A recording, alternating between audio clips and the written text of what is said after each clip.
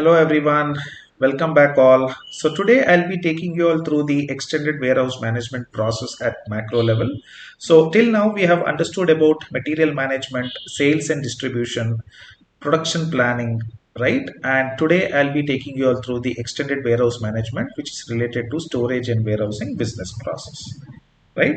So what is extended warehouse management? Extended warehouse management is nothing but it's a optimized warehouse management strategy used in manufacturing and retail industry, which means we need an optimized or a very good storage location or space for all incoming and outgoing material, goods or articles, right? We refer articles in case of retail industry or a trading company, and we refer materials in case of all the manufacturing industry or company, right? So we need optimum storage or a space management in order to support a very good retail or manufacturing process, right?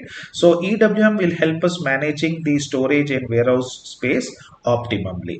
So what all components we have in EWM? EWM consists of inbound process, warehouse and storage, internal process, outbound process, and evaluation, planning and monitoring. So what is inbound process? Inbound process is nothing but receiving of goods, material, article from your respective vendors or manufacturing plant, right? Which means we create a PO to the vendor or a manufacturing plant to send us the requested goods or materials or articles, which includes yard management. It includes unloading, goods receipt, quality inspection, deconsolidation, value added services, optimization, and exceptional handling, right? So we look into this in detail in the upcoming micro view of extended warehouse management. All right, so let's move into the next activity within extended warehouse management, which is called as warehouse and storage, right? So what does the storage does? Storage is nothing but it stores your different types of articles or materials, right? So articles or material could be classified into high value articles, standard articles, low value articles, or a precautionary articles, right? Or luxury articles or items or materials, right? So or a spare parts or a manufacturing articles, whatever it could be. So that optimum utilization and storing of each type of materials or articles, we do it under storage component or storage activity or a module, right? So it consists of strategies for storing different types of articles, storage location, handling units, barcodes, etc. So as I said, we look into it in detail in the micro view. Let's understand what is handling unit, barcodes and everything in the upcoming session of the micro view. Right now, after storage, we get into the internal process. So internal process is nothing but whatever activity which takes place within the warehouse location or warehouse space. It is called as internal process. It includes bin to bin stock movement or material or goods movement. It includes posting changes, ad hoc adjustments, physical inventory, cycle count, and replenishment.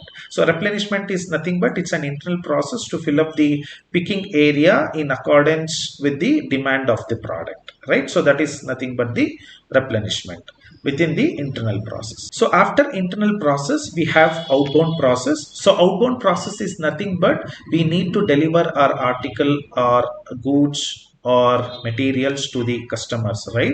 So that's nothing but the outbound delivery or the outbound process, where we have certain activities within the warehouse in order to deliver the goods to the respective customers. So some of the activities within the outbound process are like picking of articles or materials or items or goods, packing, labeling it, value added services, wave management. So what is wave management? Wave management is nothing but grouping of warehouse request items to control the warehouse activities. We would have several list of activities within the warehouse, right, for dispatching or outbound delivery, such as picking, handling of multiple outbound items, etc. So this can be done most effectively and efficiently with the help of wave management. It splits into basically header and line item level for more easier information, right? So that's with respect to the wave management. Then we have replenishment.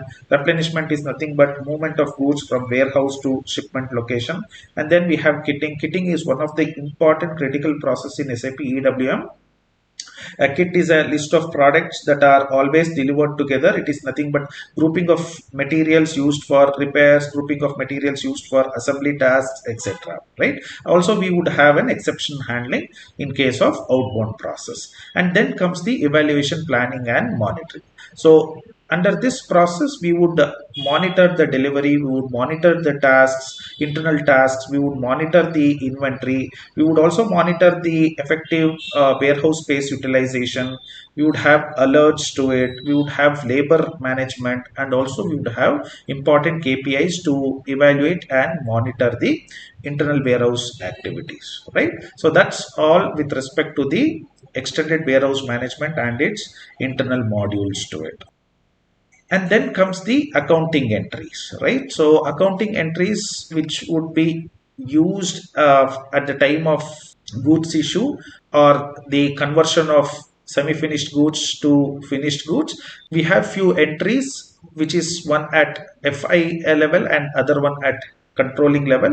FI is nothing but finance level. So at the finance level, whenever we have spent the overhead, the entry would be work in progress account would be debited and factory overhead account would be credited. In case of transfers, that is transfers from semi-finished goods or work in progress account or goods to a finished goods, then the accounting entry will be finished goods would be debited and the work in progress account or the semi-finished goods account would be credited.